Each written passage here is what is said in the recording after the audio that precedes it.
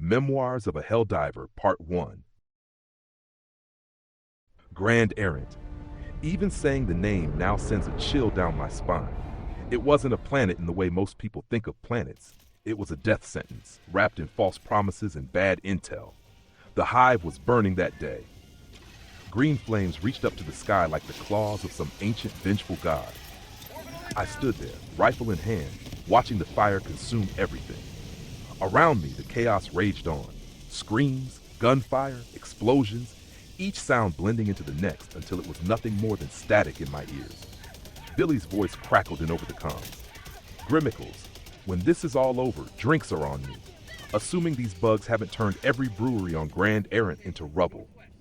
Billy, always the optimist, always looking for the light, even when we were neck deep in hell. Focus, Billy. Oh, I'm focused. Focused on that first pint. Ahead of us, Velofast was already moving, fast as ever. He was the sharpest of us, always 2 steps ahead of the swarm. His voice came over the comms, calm and steady, even as the ground beneath him trembled.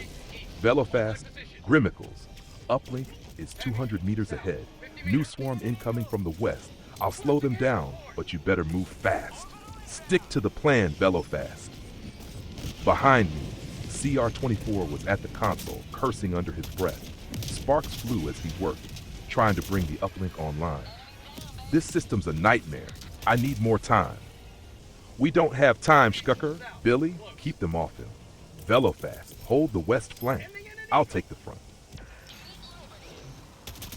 The ground shook harder. Another hive lit up the sky with its cursed green fire. Then Velofast's voice cut through the noise, sharp and urgent. Grimickles, heads up. We've got a queen inbound. The queen. Every Helldiver knows the stories. Massive, unstoppable, a living nightmare wrapped in chitin and claws.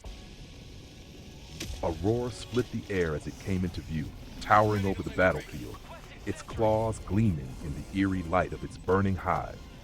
For a moment, everything seemed to freeze. Billy's voice broke the silence. Grimickles, you better not die out there. I'm holding you to those drinks. Focus, Billy. I turned just as the queen charged. Its eyes burned with green fire, and its massive frame barreled forward, crushing rock and bug alike. It was then that the cluster bombs we called in lit the sky. The explosions tore through the swarm, momentarily holding them back, but the queen emerged from the smoke undeterred, as if nothing could stop it. The fight was chaos. My rifle overheated. My comrades shouted through the comms, voices strained and desperate. CH-24's console flickered to life just as Velofast called out, his voice a warning. Grimickles! It's coming right for you. And that's when it happened.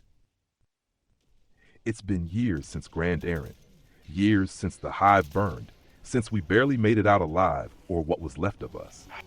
I sit here now staring at my old helmet, scarred, battered, a relic of a life I can't seem to leave behind.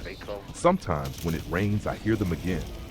Billy, Velofast, the swarm, the queen, the screams. Grand Errant wasn't just a battlefield. It was a mirror held up to each of us. It showed us who we really were, stripped of pretense. And maybe one day I'll make peace with what it showed me. This has been Memoirs of a Helldiver, Part 1. If you've made it this far, thank you for listening. Like, comment, and subscribe to hear more. There's much more of this story to tell.